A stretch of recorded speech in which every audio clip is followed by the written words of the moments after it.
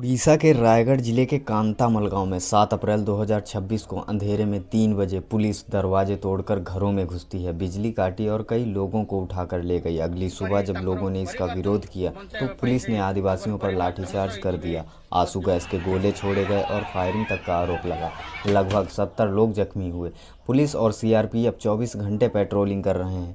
फसलें नष्ट हो गई हैं क्योंकि उन्हें समय पर नहीं काटा जा सका। ये आदिवासी केवल एक वक्त का खाना खाकर रह रहे हैं और लगातार ड्रोन से इनके ऊपर नज़र रखी जा रही है।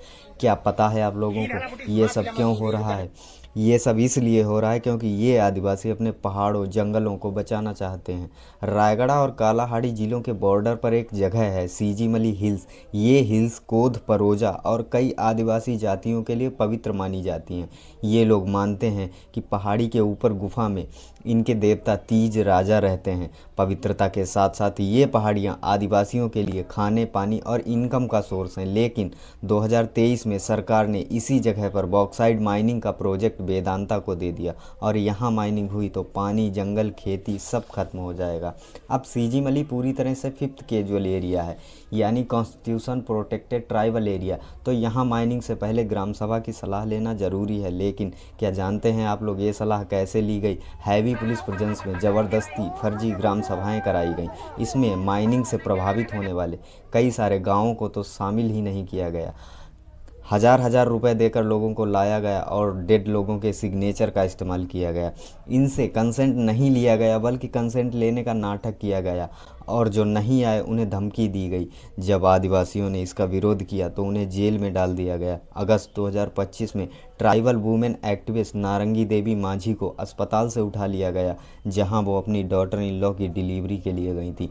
जब एक्टिविस्ट मेघा पाटकर यहां आई तो उन्हें जाने ही नहीं दिया गया और रेलवे स्टेशन से ही डिटेन कर लिया गया। अगस्त 2023 में तो 9 एंटी माइनिंग प्रोटेस्ट लीडर पर यूएपीए तक लगा दिया गया। जी हाँ, वही यूएपीए जो आतंकवादियों पर लगाया जाता है। ये एक टेम्पलेट है दोस्तों, जो धीरे धीरे देश में फैल रही है। जो इंसान अपने हक के लिए आवाज़ उठाएगा उसे देशद्रोही कह दो, आतंकवादियों का कानून उस पर लगा दो। अभी आदिवासियों की सहमति के बिना एक 3 किलोमीटर लंबी रोड बनाई जा रही है जो माइनिंग साइट को स्टेट हाईवे से कनेक्ट करेगी। फिलहाल ये लोग इसी का विरोध कर रहे थे, जिसके बाद रात के 3 बजे पुलिस इनके घरों में घुस आई। हैरानी की बात यह है कि सीजीमली नीलगिरी हिल्स से 100 किलोमीटर से भी कम दूरी पर है। यहाँ पर भी कई साल पहले वेदांता के खिलाफ इसी तरीके से प्रोटेस्ट देखे गए थे और इसे लेकर 2013 में सुप्रीम कोर्ट ने जजमेंट दिया था कि माइनिंग पर अंतिम फैसला ग्राम सभा का होगा।